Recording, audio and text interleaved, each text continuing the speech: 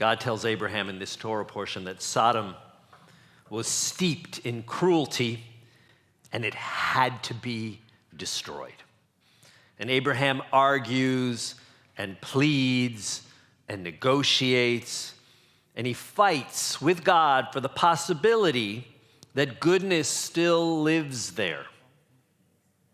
But in the end, Abraham doesn't win the argument. And only Lot, Abraham's nephew, and Lot's family are spared. As fire rains down on the city, this small little family of Lot's flees to the hills, and they're the only ones who make it out of the city. And then we read one of the most haunting lines in the Torah itself. But Lot's wife looked back at the city of Sodom, and she became a pillar of salt. For generations, commentators have tried to explain why she turned her back and looked. Was it grief? Nostalgia? Fear? Or simply the human inability to let go of what was? Maybe it was all of these things and more. But maybe it also reveals something about how we find gratitude in moments of loss. You see, Lot's wife couldn't yet be thankful for the fact that she survived. Her eyes were still fixed on what she'd lost behind her. And who could blame her? As we're getting closer and closer to Thanksgiving, many of us are struggling with intense feelings about our country, feelings about the election in New York City, feelings about the fact that there are still 6 hostages being held in Gaza, feelings about all of the different personal challenges and struggles so many of us carry. Being thankful, being grateful, appreciating life right now, for so many of us, it can feel almost impossible because we're not focused. We're looking all over the place for answers, especially behind us, trying to figure out, how in the world did we get in this situation? How did we get here? But gratitude, a word that doesn't seem to link with the story of Sodom and Gomorrah. But gratitude, the essence of Thanksgiving, asks us to face forward, to honor what was, but not to live behind us. Facing forward, it doesn't erase the pain. It gives us the strength, though, to move through it, to move into tomorrow. Because, well, we have the gift of life. Unlike Lot's wife, Lot and his daughters don't look behind them as they flee the burning city. They run ahead into the unknown, carrying the trauma inflicted upon them from the fires of Sodom. But their ability to keep running shows that they also carried with them possibility.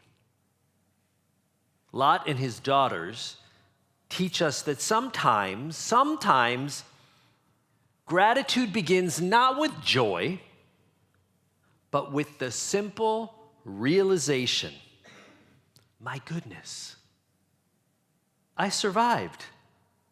I woke up today.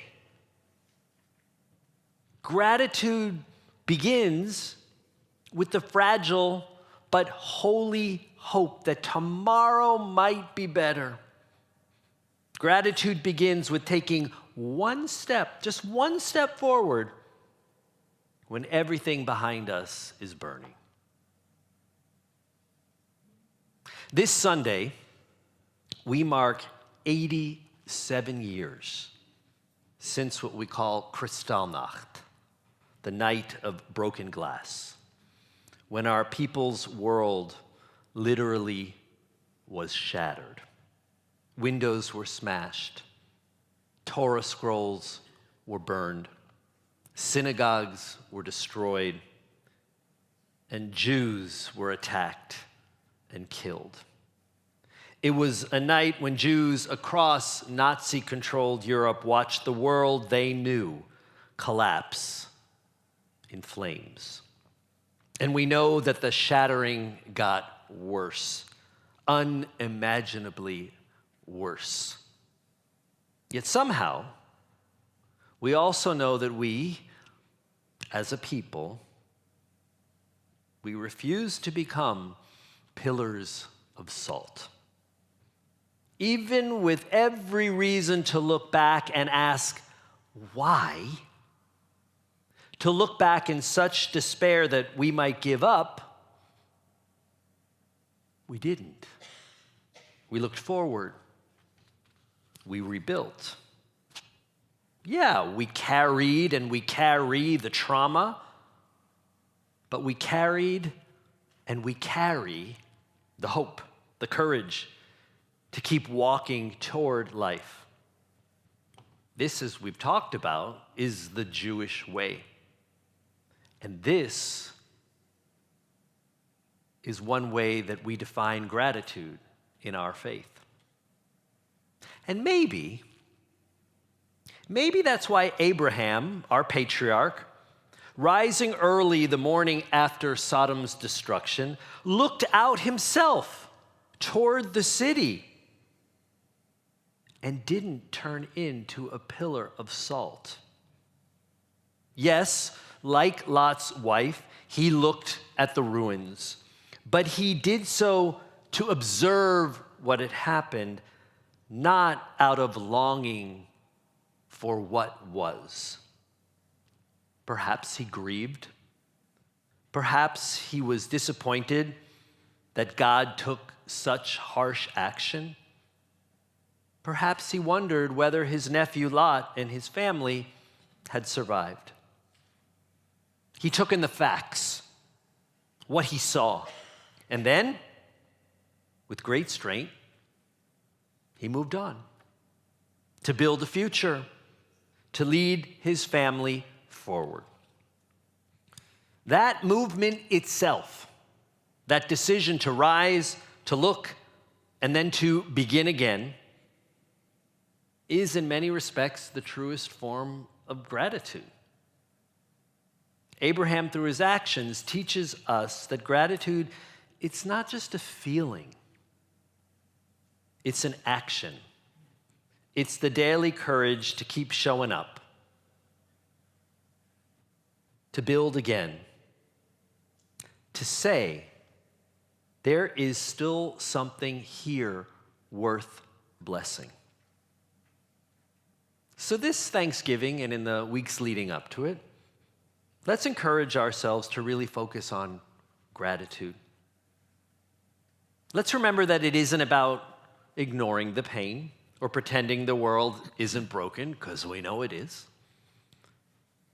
It's about refusing to let the noise, the chaos, the heavy emotions define us. It's about facing forward and saying, yes, there's loss. Yes, there's heartbreak. Yes, there's anxiety and frustration, even anger. But we are here. And because we are here, we have a really important job to do. To live this gift that we call life. And not just to live it, but to be grateful for it. To remember that in a world where so much burns down, literally and figuratively, to feel gratitude in this broken world is an act of defiance. It's also an act of faith and a beautiful act of hope. So tonight, may we reflect on Lot's wife and learn from her. Yeah, may we grieve, of course, what's behind us, but not in a way that turns us into that pillar of salt. And may we, like Abraham, lift our eyes towards what's next and find gratitude, not for what is burned down behind us, but for the courage to keep walking into the future. Shabbat Shalom.